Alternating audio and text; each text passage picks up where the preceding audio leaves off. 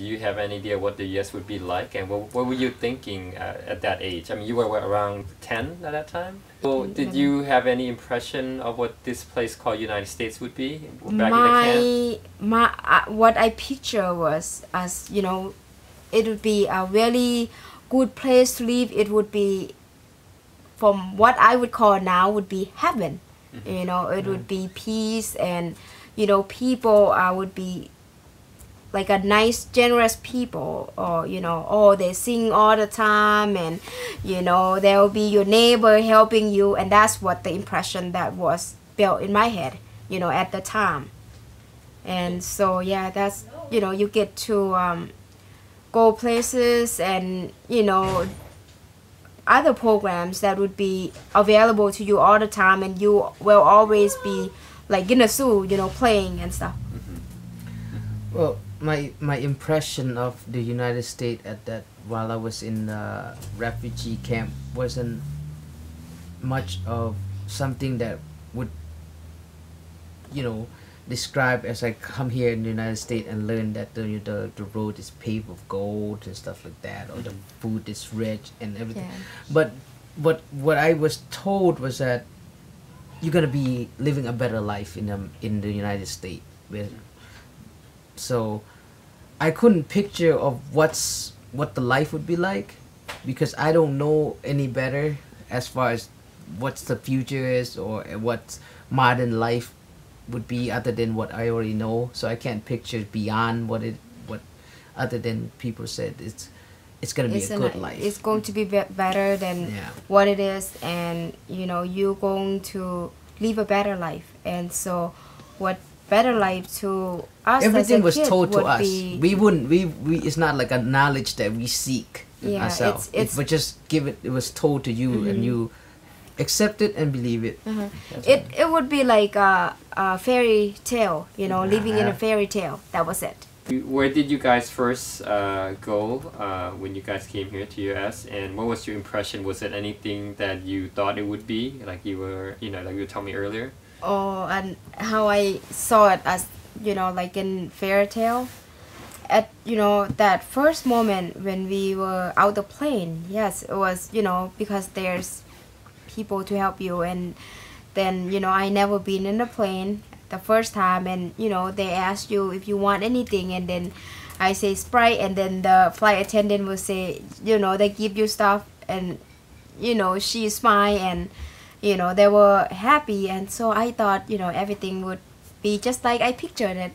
And you know, if I asked them for water, they give me water. And when the plane landed, and you know, of course I was, you know, got sick and stuff, and so of course I get more attention that way, or you know, not purposely, because I was not feeling good, but we were greeted by, you know, the flight attendants, or you know, whoever was helping us, the representative at the airport, you know, was taking us to a private room. Not that we were in trouble. I thought, hey, everybody's have their own suite, you know, so that was, you know, was a place for us to hang out while we were waiting for the next flight. And so we didn't have to bother with our luggage or anything, you know, it wasn't that much to pack over here. And, you know, so everybody was dressed nice, you know, to get in the plane. And so we were all dressed nice, and so it's got to be a nice place. And going to school, what do you think? Is it a good place? It was a good place. I definitely saw it was coming. It was a good place, you know. So, but then when it hit, when I go to school, you know, I don't know how to speak the language, and I don't speak English, and I only know a couple of words. Say hello, my name is Bae, you know, and stuff like that. And but I was never called Bae at school, because my first name was Pon Mala. Of course, they couldn't pronounce it. They either call me Mala or Pon, and I didn't like the word Pon, and you know, and so I said, you know, they could call me Mala, and I speak so little English, and you know, barely. What grade were you in? fifth grade. You I were started placed in fifth grade. fifth Yep. grade, okay. And so it was scary for me. And you came here to Minnesota when you to first- Minnesota. Yep. What city? Austin, Minnesota. Austin, Minnesota Yep. first. Okay. And could you tell me more about your sponsor? I guess you had a sponsor, and what was that like? Did they were they very supportive at the beginning in helping you? Our sponsor was close family to us. It was our uncle. Oh, yeah. Friends of It was our uncle, and so it was really nice to see there was another Lao family, even though we were in a small town. Austin was a really small town, and they were really supportive, and we were there. We were in Austin for 2 years before three three years. years before we moved up to Minneapolis. The reason we moved up to Minneapolis was our parents think it would be better for us to, for better school, and they need to further their education also, and so It's an better opportunity. place. It was My a parents better see opportunity. better opportunity here in Minneapolis than a small town, because once out of high school, he was thinking about where the kids gonna go, other than going into the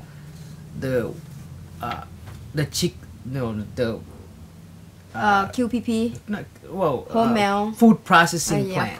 Yeah. Okay.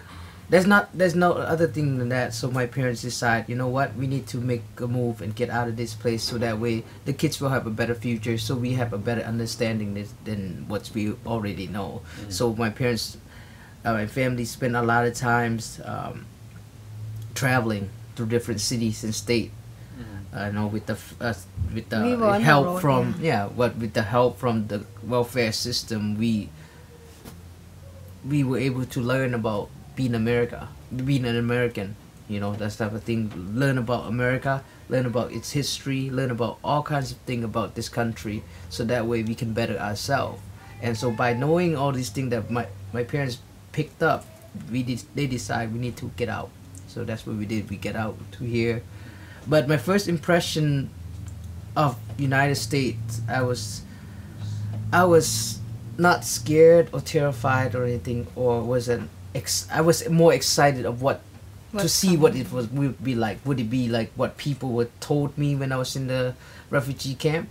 When I landed in LA, first thing I did was snuck away from my family, and I went outside the airport. I went to look outside. All I see was just taxis and cars and bridge. That's all I see, and I was just like, this is so so beyond of what I know, and I couldn't make a sense of what's going on other than, wow, there's cars, lots of cars.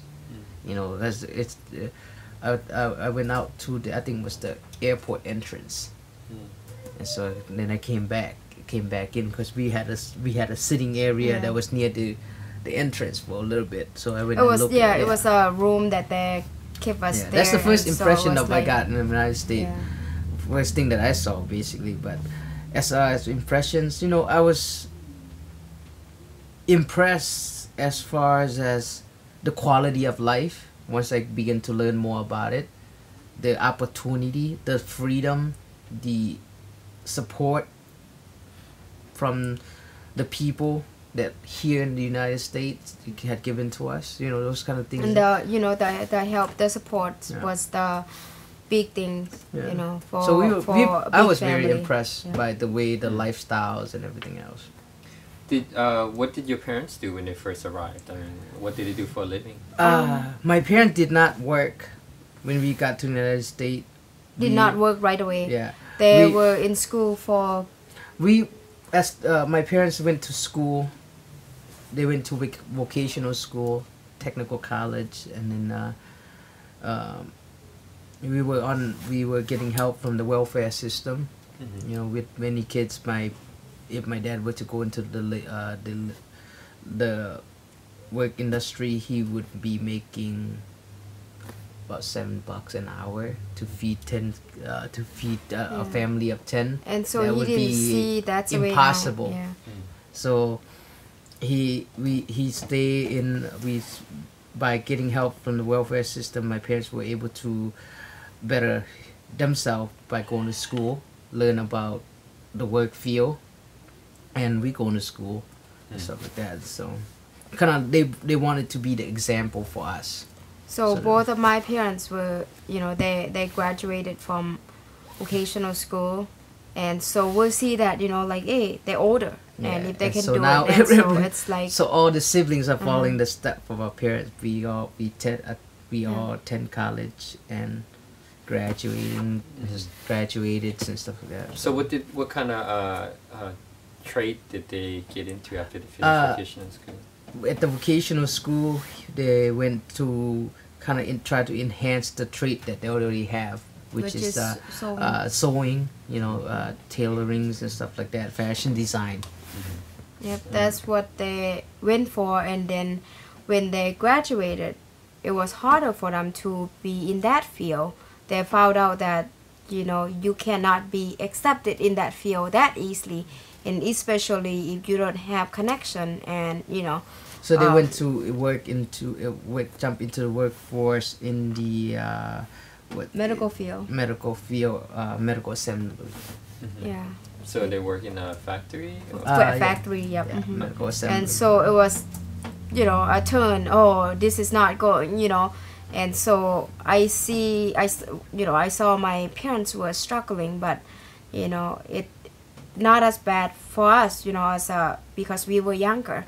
But then for them, to find work and, to be out there working and, looking after 8 kids and work was difficult. It was I would say which was very difficult. Not only the communication barrier, but trying to find opportunity beyond what you were given.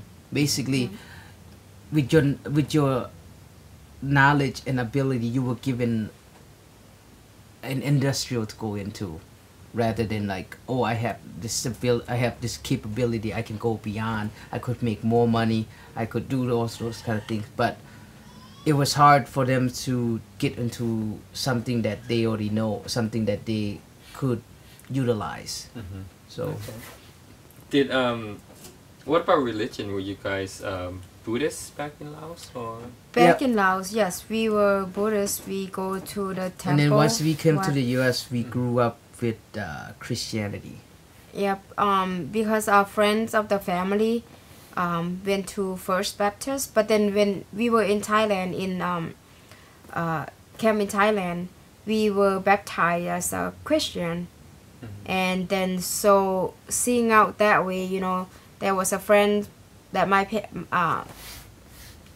family, my parents know, so they went to First Baptist, and then they took us to First Baptist, and at the church it was, we were really supportive too.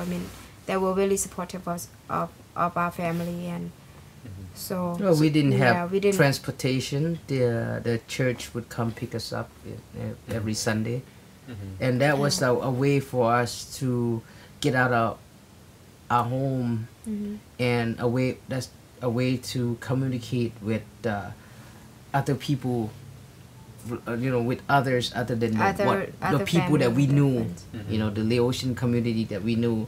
So we get to communicate with the American community, and all those type of things, and just get hand-on experience, and comes out, learning English and stuff like that, rather than just speaking Lao. We tried our best to speak English.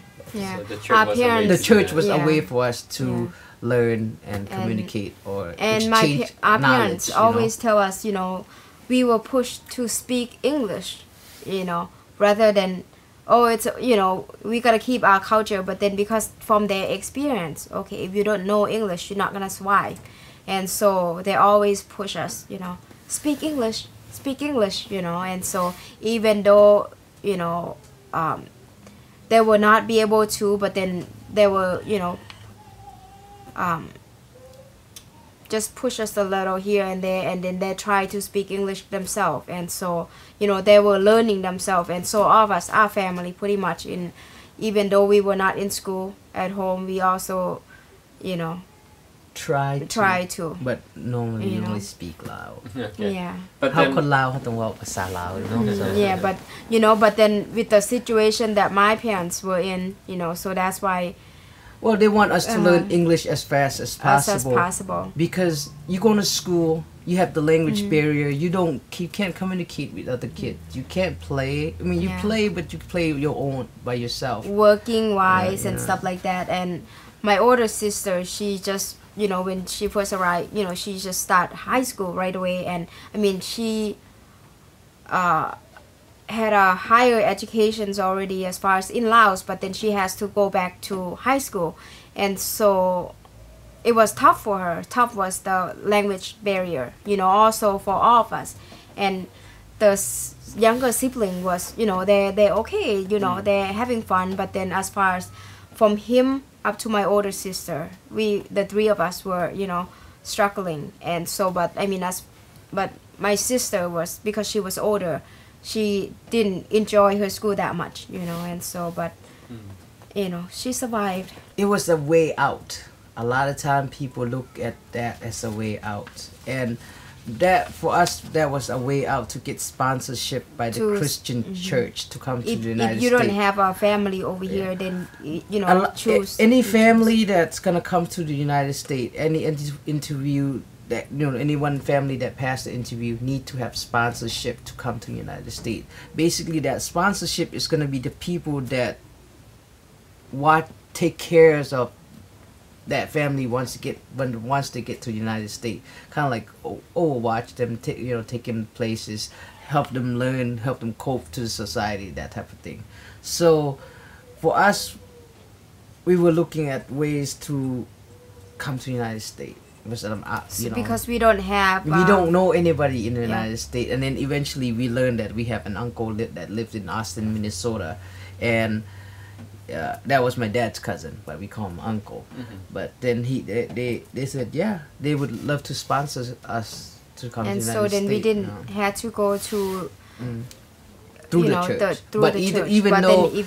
But we still keep commitment to that church because we made the decision that, you know what, we're gonna we're gonna change our life over there. We need to learn about life and the culture. You know, from what my experience was, starting out as a 5th grader was scary. You know, when in Laos you can, you know, speak Lao, and so maybe that was easier, you know. But then in the United States, you know, you can't speak the language, and then you have to be in a higher grade, so it was difficult. I don't even know the color. You know, they give me a book. Here's the book to read. I don't even know how to pronounce it. I don't, you know, I know, you know, I can't even say all the A, B, C, D. You know, okay, what's that? Okay, I know those are the letters, but put them together, what's that? You know, I can almost say, you know, from my experience is really bad experience for me. I didn't do well at all. It's just horrible. Yes, I cry. It just, this is not working out. This is not working out. I want to go home, but where's home? You know, it's like that. Yeah. Well, school for me was, you know, I started out in 3rd grade, and you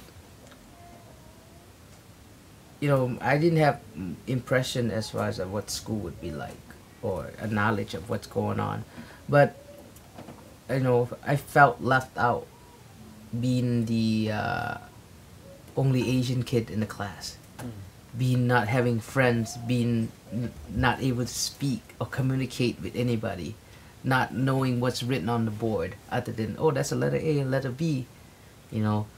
And so it makes you feel that you don't belong there. And so when you do things, when the teachers communicate with you, you don't know what the heck they're saying, so it's making it even harder.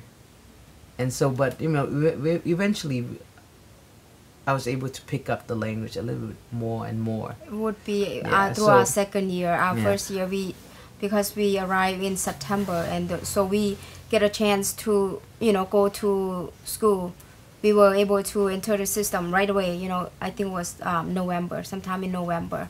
We arrived in September 21st. No. Yeah, okay. Of 1991. Mid September. Yeah. And then a month later we went to start school.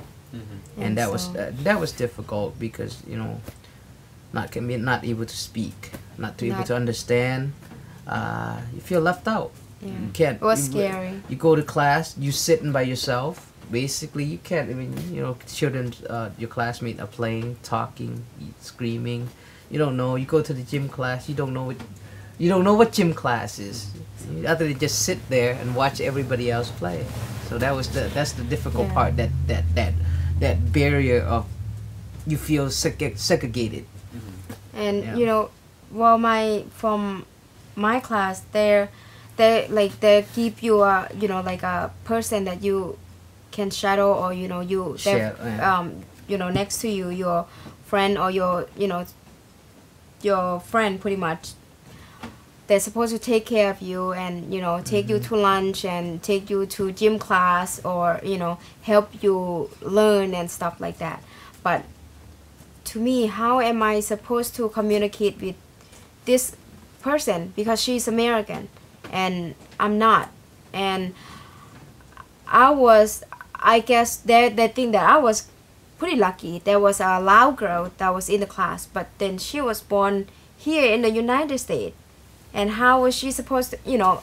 But she doesn't speak Lao. She doesn't speak Lao. And of course, that was a Lao girl, but then she doesn't speak Lao. And so maybe a little, and I knew that she was Lao, you know, the teacher know that she was Lao. But we can't speak. You know, we were not able to communicate. And then, so I get two helpers. I get one's American, and my other person next to me, you know, she's Laotian, but then, you know, not much help. So I do feel, you know, like I'm different, you know. Right. Yeah. So, and as far as everything else, I mean, what were like the food and the weather and the custom like here comparing to what you used to in Laos? Was it a big shock to you? Oh yeah. The weather was a big shock. Because we learned about snow back when we were in Laos, and we learned, oh yeah, in America they have snow, in Western country they have snow. So that's the first thing that we wanted to see was snow. So the first day that it snowed, we all got so excited. We ran out of the house, could look at, you know, just stay. And the first storm, that was big storm in Minnesota. Not yet the storm. You gotta talk about the first day that you see snow. What did you do when you see snow? The first day of snow was the Halloween. No, that's not first day of hot snow. The first day of snow when we were at Huan and Lung.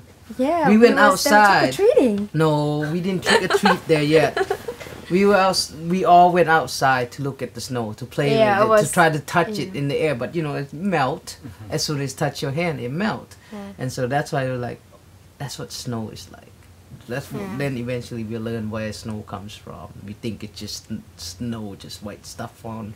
Rather than now it's like, you know. Was it a big shock to know it's so cold here in Minnesota?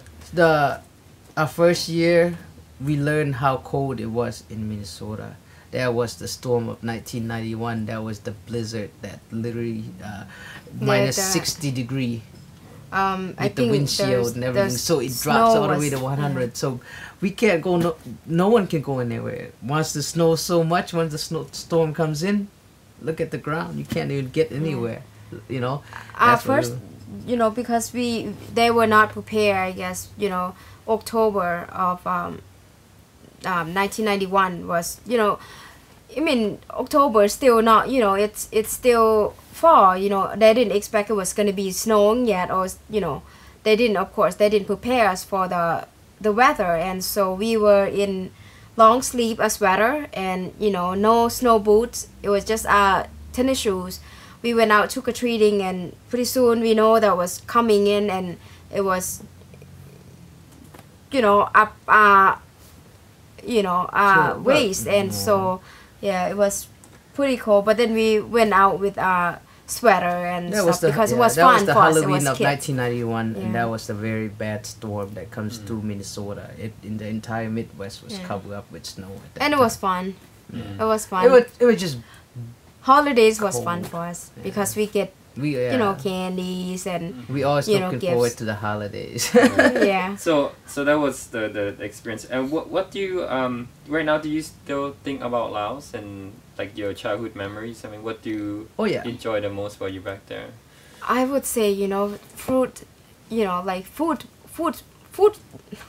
Fruit. sorry, fruit wise does not taste the same. It was, from what we used to, it was, taste different, and seeing what it's growing over here and over there is not the same. And because over there it was harder for us to find anything, but over here, you go to the store, you pretty much find whatever you want. And we were really easy to adapt to. I guess we were not picky people, and so school food was pretty yummy for us, but then come home, we have to eat right away. We cannot just go, without rice. And so Can't we go always a day without yeah. padek and We always come home and khao then niao. make sure that there's gel, gel and khao, katip mian, and so we always have that. First thing my parents would do is make sure there's rice in the basket, and when we come out from school, we have something to snack on, or before there we have dinner and stuff. But then food at the school cafeteria was just snacks for us, and so we were easy to eat. We eat whatever, but then it was just not enough. It was Fulfilling. not fulfilling. It's not You have satisfying. to Well, eat like sticky rice. now, Yeah. we think back as we are older. We think back of the memories that we have in Laos, compared to the one that we have here in the U.S. The difference between the life there that we have, that we knew, and the life here that we faces today, and you kind of begins to exchange the information and try to differentiate the opportunity you have here and the opportunity you have there. What's the difference? So being here in the U.S., it kind of give us a brighter view, or expand a broader view of what's going on, As far as being the here world. and Laos.